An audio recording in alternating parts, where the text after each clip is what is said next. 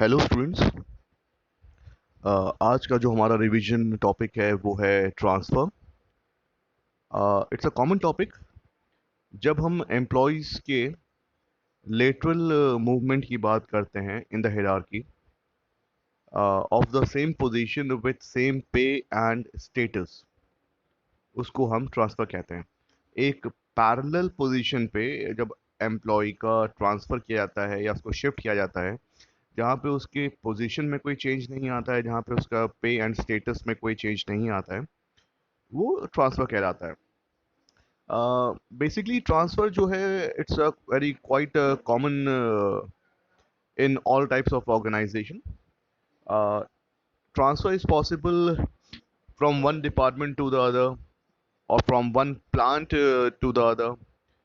ठीक है, एक डिपार्टमेंट से within the organisation, within the same company या within the same unit transfer हो सकता है कि आपने एक डिपार्टमेंट से दूसरे डिपार्टमेंट में आपका ट्रांसफ़र हो गया, या आपका बहुत सारी प्लांट्स हैं, बहुत सारी फैक्ट्रीज हैं, बहुत सारे ऑर्गेनाइजेशंस हैं, तो एक ऑर्गेनाइजेशन से दूसरे ऑर्गेनाइजेशन में हो गया, या फिर एक फैक्ट्री से दूसरी फैक्ट्री में भी ट्रांसफ़र हो सकता है। नॉर्मली जो ट्रांसफ़र्स होते हैं वो कंपनी इनिशिएटेड भी होते हैं एंड एम्प्लॉय इनिशिएटेड भी होते हैं। मतलब company organisational point of view या उसके ऑब्जेक्टिव को देखते हुए भी ट्रांसफ़र कर सकती है, या जो एम्प्लॉय है वो खुद रिक्वेस्ट डालता है कि उसको एक जगह से दूसरी जगह पे ट्रांसफ़र कर दिया जाए। तो बेसिकली जब हम इसकी डेफिनेशन को देखते हैं तो transfer is a change of job where the new job substantially equal to the old in terms of pay, status and responsibility. तो यहाँ पे आपके स्टेटस में, यहाँ पे आपकी पे में या आपकी रिस्पॉन्सिबिलिटी में कोई चेंजेस नहीं आते हैं, ये पैरेलल ट्रांसफ़र होता है सेम पोजीशंस में। तो बेसिकली किस पर्पस के लिए ट्रांसफर्स किए जाते हैं? बेसिक पर्पस होता है इसका to meet the organisation requirements. मान लीजिए अगर एक पर्टिकुलर प्लांट में या एक ऑर्गेनाइजेशन की दो यूनिट्स हैं, किसी एक यूनिट में प्रोडक्शन जो आउटपुट है वो कम हो रहा है, या आपकी कोई और दिक्कत आ रही है, या वहाँ पे लेबर फोर्स कम हो रही है, तो ऑर्गेनाइजेशन की जो रिक्वायरमेंट है उसको पूरा करने के लिए ट्रांसफ़र किया जा सकता है। सेकेंड पॉइंट है to meet employees own request. जब एम्प्लॉय किसी एक पर्टिकुलर यूनिट में कंफर्टेबल फील नहीं करता है, या किसी एक सुपरवाइजर के अंदर काम करने में उसको डिसकंफर्ट लगता है, तो वो एक रिक्वेस्ट डालता है कि उसको दूसरे प्लांट में या दूसरे यूनिट में ट्रांसफ़र कर दिया जाए। तो उसकी खुद की रिक्वेस्ट होती है ट्रांसफ़र के लिए। To make employee more versatile, अगर हम अपने एम्प्लॉयज़ को यूनिट टू यूनिट ट्रांसफ़र करते रहेंगे from one job to another, तो उसके पास बहुत सारी अपॉर्चुनिटीज़ हो जाती हैं अपने एक्सपीरियंस को इन्हांस करने के लिए, अपने एक्सपर्टाइज को इन्हांस करने के लिए। उसको हम जॉब रोटेशन भी कह सकते हैं, काइंड ऑफ।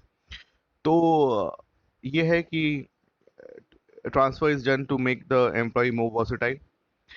फोर्थ पॉइंट कहता है कि कभी कभी एम्प्लॉयज़ को पेनलाइज करने के लिए एज अ पनिशमेंट फॉर्म में उनको ट्रांसफ़र कर दिया जाता है to the location where they feel more discomfort, जहाँ पे उनको होता है, जहाँ पे उनको काम करने में उतनी सुविधा नहीं होती है। तो it could be a kind of a temporary transfer. उनको बाद में जब उनका टेन्योर खत्म हो जाता है या उनका पेनलाइजेशन पीरियड खत्म हो जाता है, उनको वापस बुला लिया जाता है। To give relief to the old employee, ये होता है कि to replace a new employee by an employee who has been the organization for a sufficient long time। आपकी ऑर्गेनाइजेशन में कोई बहुत पुराना एम्प्लॉय है, उसकी जगह पे हम नए एम्प्लॉय को दूसरी यूनिट से बुला लेते हैं थ्रू ट्रांसफ़र। तो उस पुराने एम्प्लॉय को एक काइंड ऑफ रिलीफ मिल जाता है, उसको हम रिटायर भी कर सकते हैं। ठीक है, तो ये पर्पस होते हैं बेसिकली ट्रांसफ़र के। Now what are the types of transfer? जब हम टाइप्स ऑफ ट्रांसफ़र की बात करते हैं तो पहला है आपका production transfer. Basically, these transfers are made from one department to another where the labor requirement are generally reduced.